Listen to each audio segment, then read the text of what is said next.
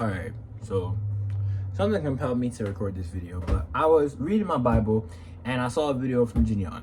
And as you know, Gideon's a famous influencer and he recently turned his life to Christ. And he was making a video addressing his Christian status.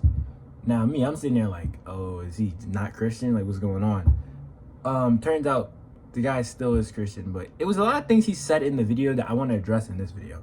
And I feel like it's a really big problem within the Christian community. Like, really, as followers of Christ, we get to a point where we think that we're better than non-believers. And I'm here to tell you that, that's just simply not true. He said he went to go, play putt-putt with his friends. I don't know what that is. Somebody inform me in the comments. He went to go play putt-putt with his friends, and he said basically, like, people in the comments were saying he wasn't Christian. And, it was just so weird to me. It's like, so you go play putt-putt with your friends, so now you're just not a Christian. And then it's kind of judgmental, too, because who's to say that Gideon isn't, planting seeds while he's playing putt-putt with his friends.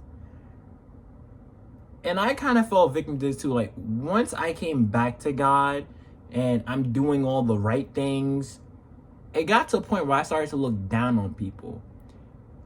And it's very important that we don't do that, because the whole purpose of Jesus doing what he did was so none of us could have the right to do that. Because you don't have a right to look at a person and say, ew, look at that sinner, look at me, I'm so perfect. Because you're not. Because you didn't save yourself. You didn't give grace to yourself. You didn't give mercy. You didn't save yourself from hell. Jesus saved you from hell. So who are you to look at someone who's struggling, who's suffering, and look at them and turn your cheek from them? Because Jesus did not do that. Now, hold on now. There's a big difference between... In the Bible, it says, do not be unequally yoked, right? Fair enough, cool. Watch your company, obviously. If you are a person that knows that if I hang around these people that smoke, I'm eventually going to start smoking.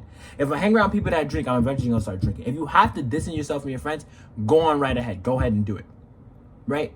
But in no way do you look at your friends who are non-believers and you look at them as if you're better than them, because you're not. You aren't better than them. You struggle just like they struggle, right? And I feel like that's just something we need to stop doing as Christians. Like, put your pride aside. Put your pride aside and understand that you are no better than them. We all need Jesus Christ. No one's better than them. And I even do this with my family. Like, I look at my family that, oh, why is my family doing this? Why is my family doing that? Oh, this world is so wicked. Oh, but not me, though. I'm just so special and just, look at me. It's like, but you're no better than them. When Jesus came to earth 2,000 years ago, he was hanging out with the sinners. He didn't look at the taxpayers and the debt collectors and the woman at the well and the adulterer and say, ew, she's an adulterer, don't talk to me. No. But you know who did do that? The Pharisees, the religious leaders that we can't stand when we pick up that Bible, they did that. So what do you think you're acting like when you go and you look at people, you look at unbelievers and sinners, and you look at them with disgust and filth, as if you aren't the same person as them? Because you are. The only difference is you're covered in the blood of Jesus Christ. But I'm saying, as believers, what we need to do is have more grace, mercy, and love towards people that don't know the truth. Because God had the same grace, truth, and love towards you. So who are you to have the grace, mercy, truth, and love given to you when you didn't deserve it? But then when it comes to somebody else, you point fingers and say, oh, well, they're just bad people. Whatever. And I fell victim to this too. This weekend, I was supposed to go hang out with my friends, right? My friends, most of them are non-believers, right? So I decided, oh, I'm just not going to go because I don't want to associate with my friends anymore because they're unbelievers and I don't associate with unbelievers. But then it's like, now looking back, like, ironically, there's two things that come out of this. Either I could have pointed them in the direction to God, right?